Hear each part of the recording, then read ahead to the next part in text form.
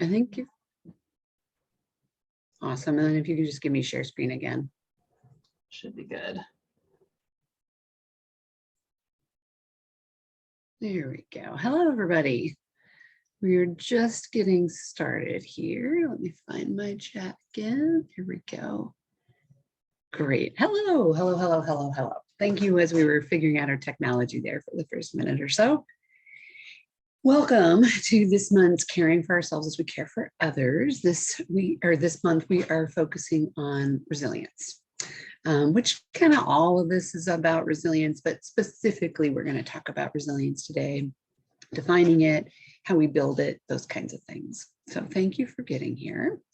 This is hosted by the Mountain Midwest Hub, and I want to thank Ellie in particular for helping out with technical assistance. And just supporting this in general. For those of you who do not know me, I am Sarah Johnson, and I am the Joy Labs. The Joy Labs being the business that I went into by myself, for myself. This lab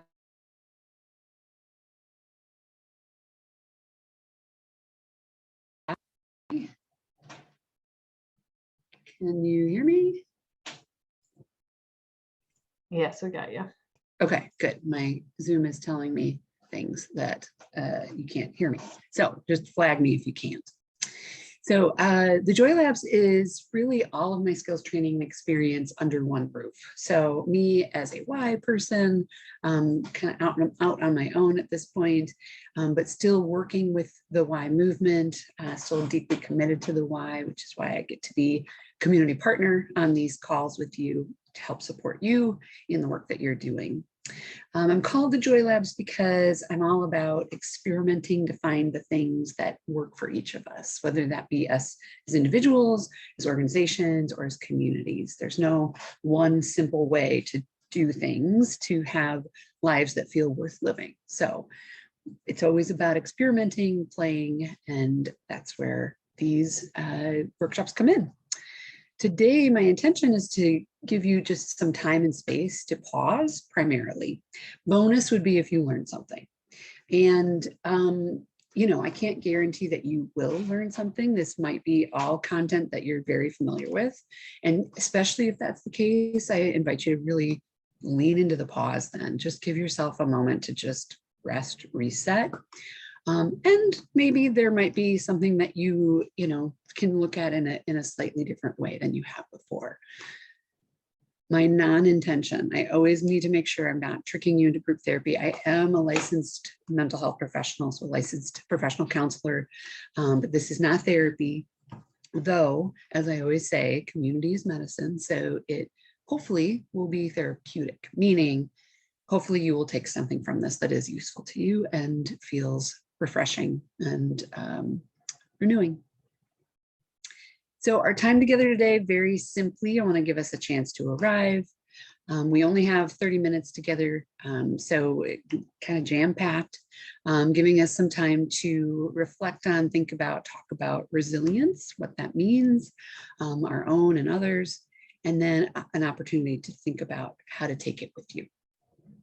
So by arriving, I know you're physically on the call, or at least I can see indication that you're physically on the call, but I want to give you an opportunity to also bring your whole self. So not just your physical container, but all of its contents as well, especially including your brain, your thoughts, your feelings, your, all of that gushy stuff. So because we're talking about resilience, I thought it would be nice to do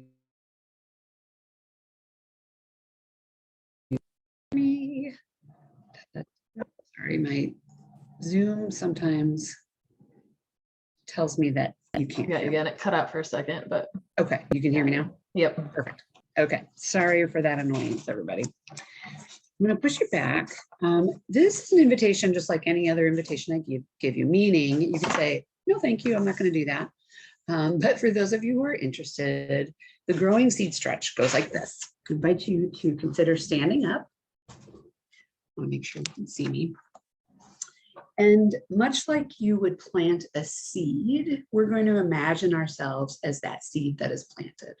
Because much like a seed that is planted, we can grow and stretch, and we can grow hope.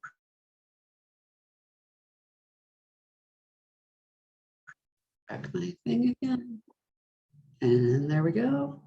So we're going to start this by going low and getting as small as we can, even tightening your muscles, restricting and holding in a little ball.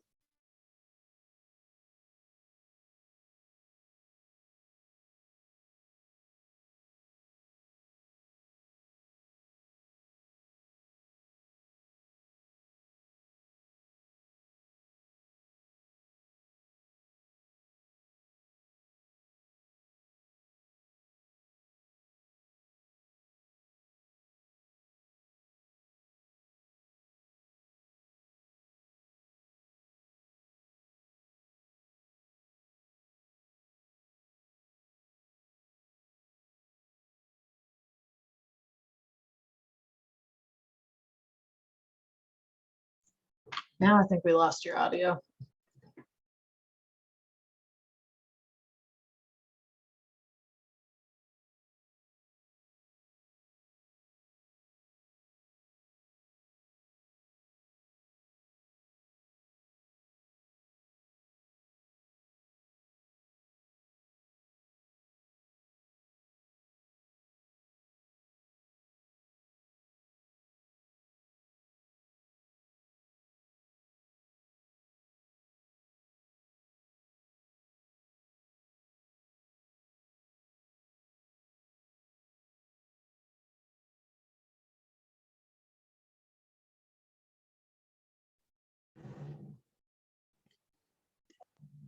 Taking a nice deep breath in and out.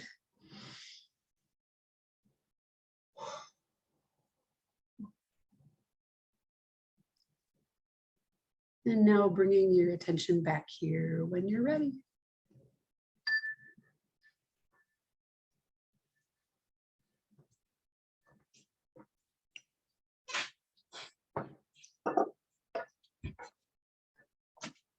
All right, welcome back. Yay. Okay, you can hear me now, it sounds like, and I'm hoping you were able to at least follow along with the stretches if you lost my audio at any point. Okay,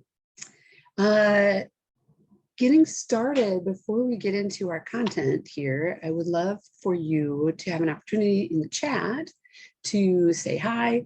If you want to say hey from where you are, if you want to share anything you noticed during that seed growing seed stretch, feel free to do so.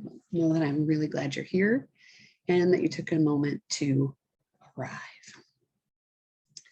So today we are talking about how we care for ourselves as we care for others. And some of you maybe have heard me say before that we cannot think about self-care without thinking about community care.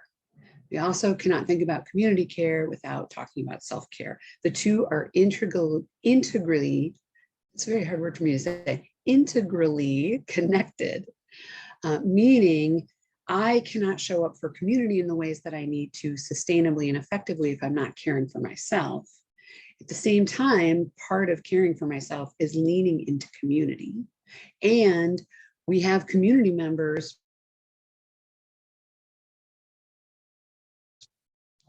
necessarily accessible due to systemic inequities. So we need to really build communities in which self-care is a viable option for all.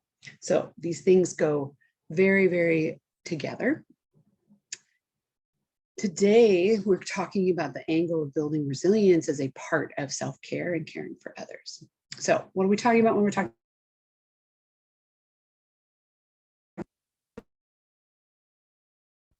I'm so sorry about my audio. Essentially, we're talking about our ability to adapt, cope, and thrive. So sometimes we hear about resilience as this sense of bouncing back, which is true. That is a form of resilience. I like to think about resilience more in this more broad definition of adapting, coping, and thriving in spite of tough challenges. Because I use the pandemic, for example. I don't want to wait to bounce back until after the pandemic is over. I want to be able to be resilient now in this moment. I also don't know if I want to bounce back. I may want to move forward or bounce forward. And sometimes I've heard people kind of talk about it in that way.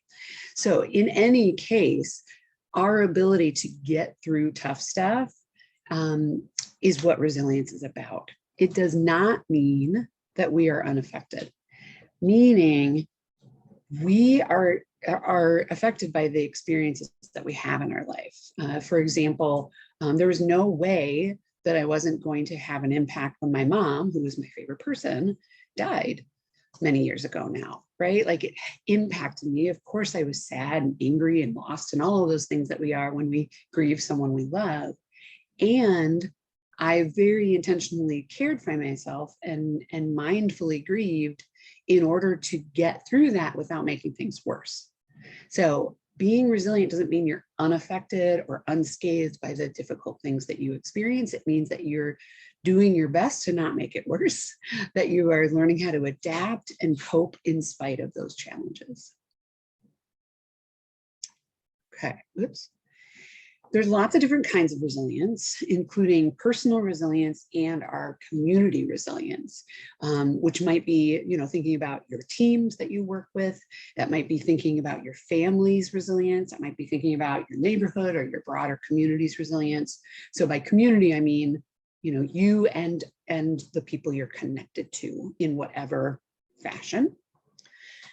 The more resilient each of us are, the more resilient our communities will be, right? So your success is tangled up in my success, is tangled up in your success, right? So the more we can support resilience in each other and nurture resilience in each other, the more resilient our communities will be. Another way that these pieces are really connected. So I want to invite you in the chat, and I love seeing where you're from, so thank you for your greetings in there. Love to invite you to share in the chat, what is something that represents resilience to you? This might be a symbol, it might be a person or a creature, but what is something that represents resilience to you? When I think about this, I think about the phoenix. And last year I was experiencing some burnout along with a couple of my colleagues around the same time, a couple of community partners. We had some parallel processes going and just, like a lot of people, some challenges trying to figure out how to do it. And the nice thing about going through it together is that we were really good supports for each other. And one of the symbols that came up for us a lot was that phoenix rising from the flames. And so every once in a while, one of the three of us would send a gif of that to each other. And that was really, really helpful. So that's something that I take with me. And I'm just curious if you have anything to share on what you see as resilience. So feel free to share those in the chat there. Your toddler, I love that, never seems to let a bump keep him down. Totally. I am always amazed at how they just boink and then get back up and keep going. I love that. Feel free for others to share in the chat. What are things you see as resilient? Okay, as you are sharing, I want to continue with some of our content here. So how do we build resilience? This is the important thing. Resilience isn't necessarily something we're born with. Some of us are born maybe with a personality with a little more flexibility and resilience. But the good news is resilience is something we actually can grow with intention. Correlate resilience with strength. Yeah, I love that. And you don't need a visual for that. I agree. Resilience is strength, and we can grow that muscle of resilience through things that grow our connections. So thinking about what that means, essentially, I like to think about that in three main ways. Resilience is built through activities that promote connection to myself, promote connection to community, and I'll talk about what I mean by that, and promote connection to coping skills as well. So thinking first about ourself, what do I mean by connections to ourself? Well, what are our interests? What are our strengths? What do we like to do? What are our values? What drives the decisions that we make? What do we do in terms of serving others, or, in terms of work?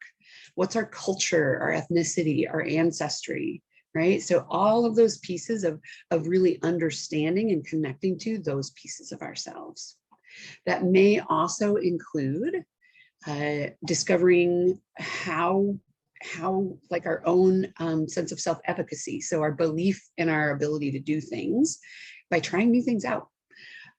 How we find our purpose and our meaning, like why am I on this planet? Why am I in this universe? What am I here to do is a really important piece, especially finding meaning after going through challenges or trauma.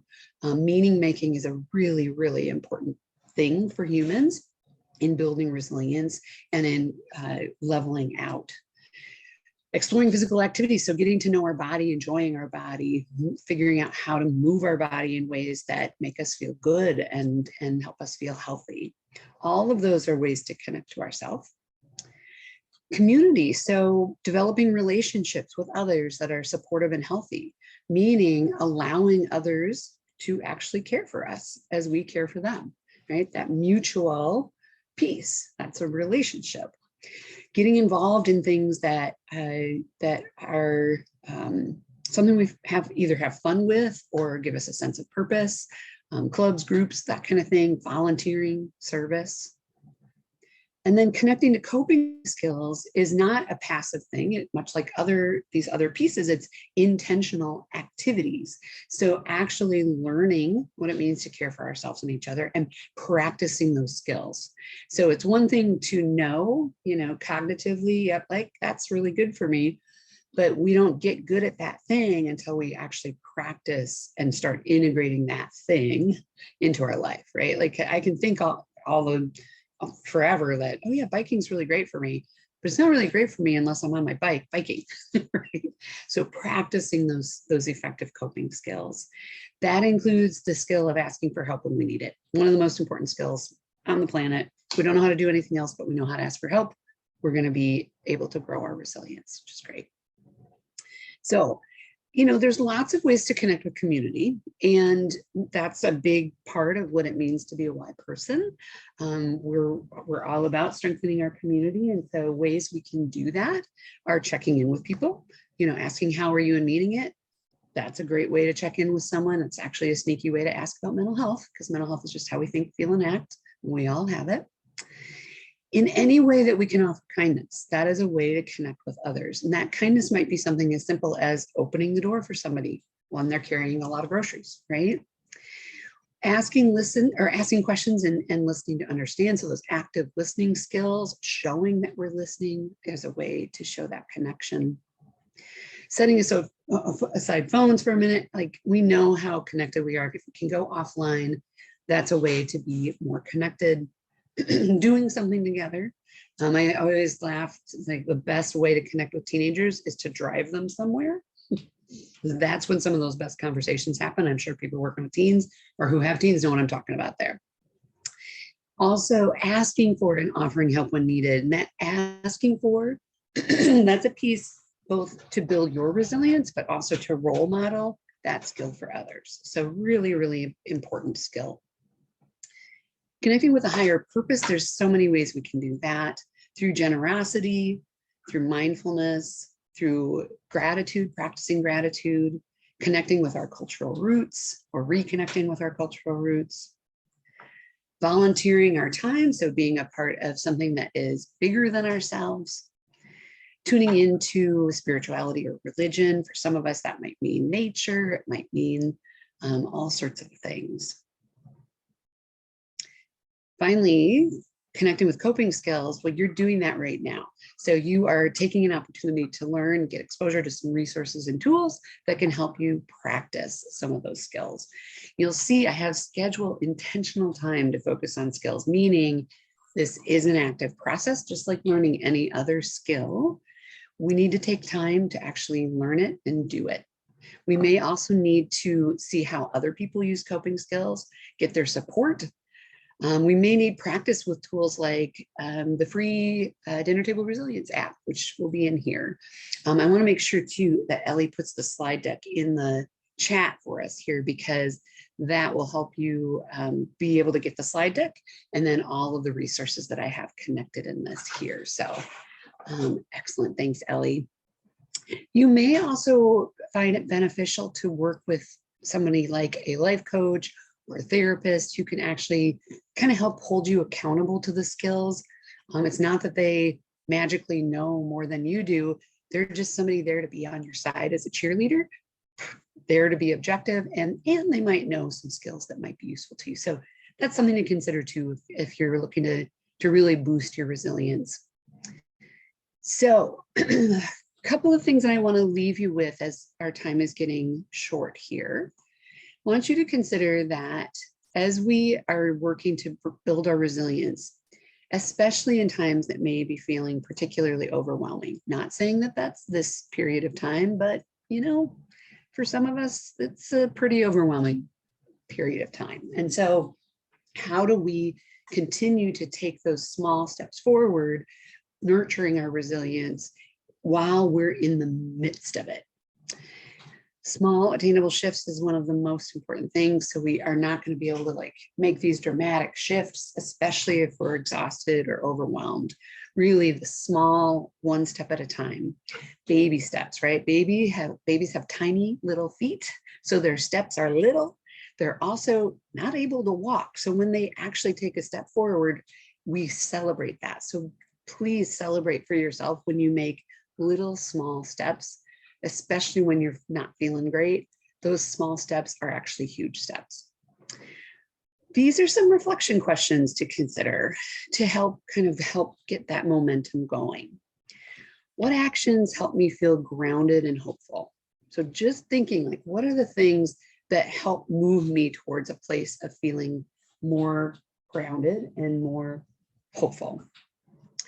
Maybe it's reflecting on actions you've taken in the past that helped you feel strong. Maybe you can try those out again in this period. Also thinking about where can you find peace today? And that might be in a prayer or a poem. That might be in a hug from somebody. That might be in the corner of the forest for just a moment. It might be for 10 seconds while you take a shower and your kids are in the other room and they haven't figured out where you are yet, right? So where can you find just a little tiny piece of peace and savor that? Imagine that peace is a hard candy that you can just savor and hold on to until it gently melts away. I love this question. This is one that comes from Maria Sirois, who is a psychologist that I really, really love. Where can I find 3% more ease? 3% more ease. I love that sense of, if I'm feeling this tension, can I let up even just 3% more in my shoulders, right? So where can I find 3% more ease? Finally, a really important question to this as we think about self-care and community care as integrally connected. Who would love to support me? Meaning, who are the people who love you?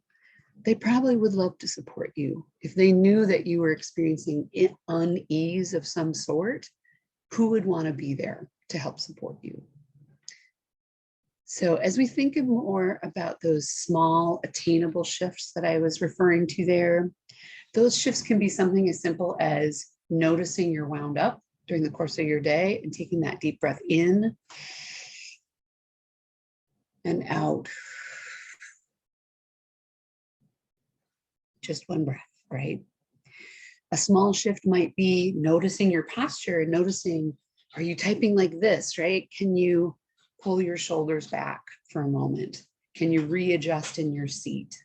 Can you notice what you're doing with your shoulders or your hips, right?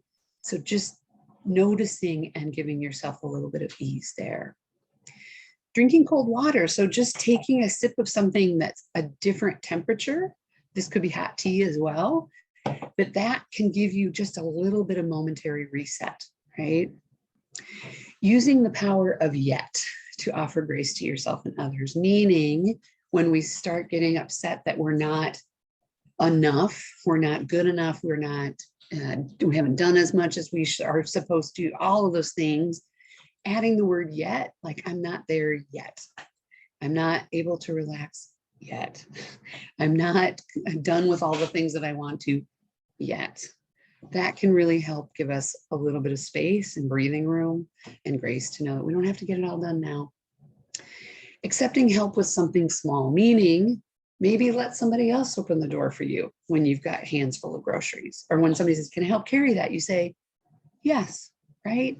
Allowing yourself to lean into even little support throughout the day can be a really helpful respite. And finally, I'm going to invite you to do this with me. Doing something simple like the gesture of gratitude, self-gratitude, of putting your hand on your heart.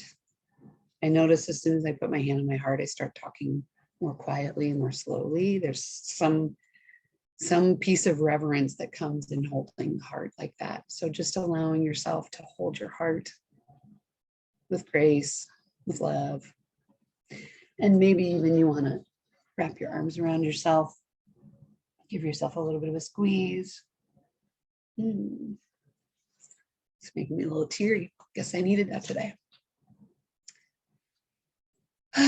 So finally, in our last moment here, I just want to walk you through the slides really quickly and remind you that asking for help when you need it is whenever you aren't sure, or you don't have the capacity, or you're tired, or you get overstressed.